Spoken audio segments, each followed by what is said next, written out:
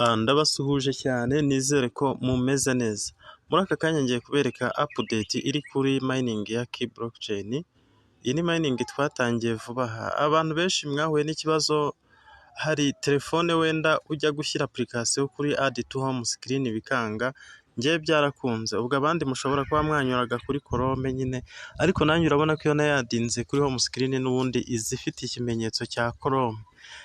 Inkuru nziza rero, muri aka kanya ngiye kubereka uko tubona application, mbereke n'uburyo tuverifyinga email. Ayo niyo makuru agezweho. Ibintu bibiri, application ndetse n'uburyo bwo kuverifyinga email. Ni ukuvuga ngo nimba wowe kuba warayishyize hano kuri home screen byaranze, ubu noneho application yarabonetse. Twihuse rero turakanda hano tuyinjiremo. Ubwo we nimba utayifite hano uranyura muri Chrome nk'uko usanzwe umayininga. Njye nayadinze kuri home screen niyo mpamvu nyura. Reka dutegereze network. Ni ukuvuga ngo ubu ngubu ni nabwo ngiye gutangira kumayininga, nari nahagaze. Ngiye kukwereka uko bamayininga rero. Iyi mining tumayiningamo ibintu bibiri, tumayiningamo key, tukamayiningamo na Bitcoin ku muntu watumiye. Ni ukuvuga ngo Bitcoin ni umuntu watumiye, naho umuntu utatumiye Bitcoin ntazabona. Watumira abantu 3, 5 gutyo, hari Bitcoin baguha buri munsi. Ubwo rero nko kumayininga ibisanzwe nta tunyura, ibyo murabizi. Ubaye nawe utayifite ndaza gushyira link muri description, waza kwiyandikisha ugatangira. Urabona gutya amasaha iyo atangiye kwibara nyine baba bakwereka ko mining yatangiye. Ubwo amasaha ni amasaha 24. Izi ni iz'ubu umuntu aba amaze kugiraho. Noneho ahangaha haba herekana iz'umuntu abona ku munsi. Ubu mbona ko 19 ku munsi. Noneho ngiye kukwereka wowe watumiye uko wamayininga Bitcoin, nako nkakwereka mbere yuko tujya mu bindi. Ukanda hano hantu handitse ngo mining, urahabona ahangaha. Ukahakanda gutya. Noneho iyo umaze kuhakanda, ukanda hano handitse ngo my income receive. Ahangaha niho ukanda rwose. Ubwo tugiye ku mininga cyangwa se twakire Bitcoin zacu. Turahakanda gutya, bakubaze ngo are you sure to correct it, ukande kuri OK. Utegereze urebe, barambwiye ngo receive successful, nkande kuri OK. Urabona ko zihise ziza. Ubwo maze kugeraho Bitcoin zingana gutya.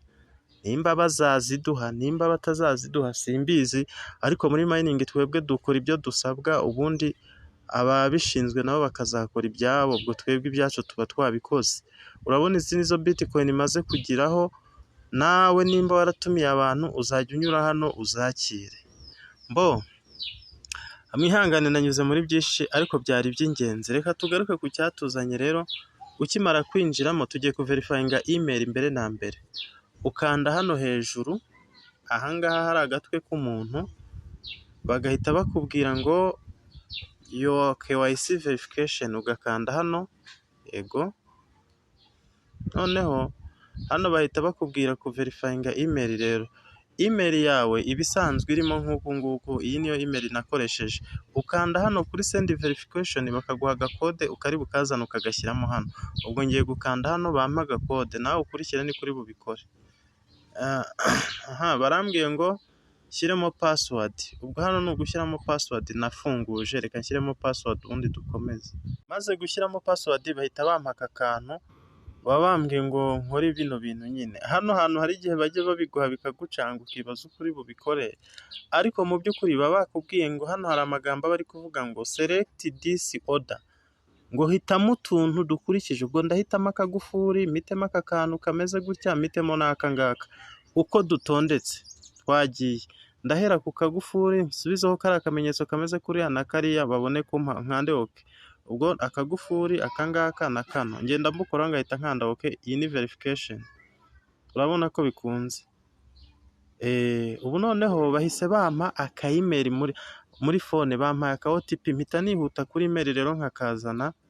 Ni ugutanguranwa ari amasegonda ataranshirana. Nkareba kuri email yanjye, nkareba kode bampaye. Urabona email, sorry, hari harimo email itari yanjye, hari igihe haba harimo email nyinshi.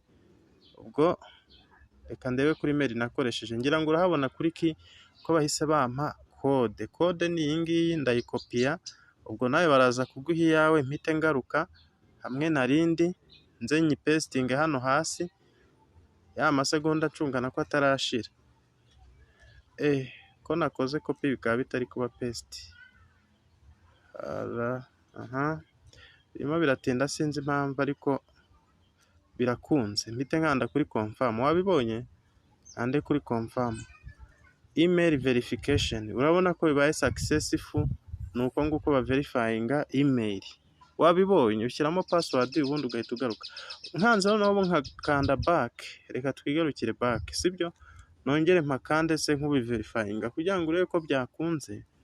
Usubiyemo bwa kabiri ntibikunda. Nongeye kunyura hamwe nanyuze bahita banyereka kano kantu ko byaba email success. Ubu byarangiye nuko bikorwa. Noneho ubwo igisigaye si app we, ngiye kubaha app sasa.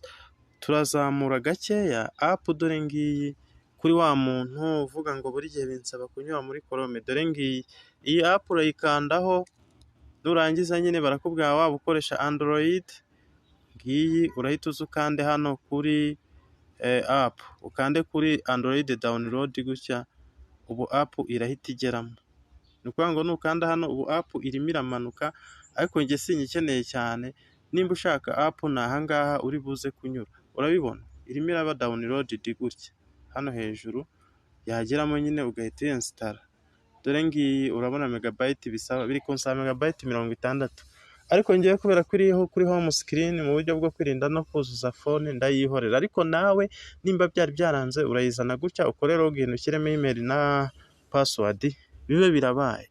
Sawa rero ubwo izindi update nazo nakagaruka, ariko ubwo nuko nguko kuri blockchain byari bimeze. App irahari, verifying your email, reba uko mining Bitcoin, ndetse nimba utaratumiye nawe utangira utumire. Ubwo reka ngushyirire link muri description, uba uri mushyashya wakinjira nawe ugatangira gukirigita ku ifaranga ry'ikoranabuhanga. Iyi mining irizewe cyane. Sawa rero turi kumwe.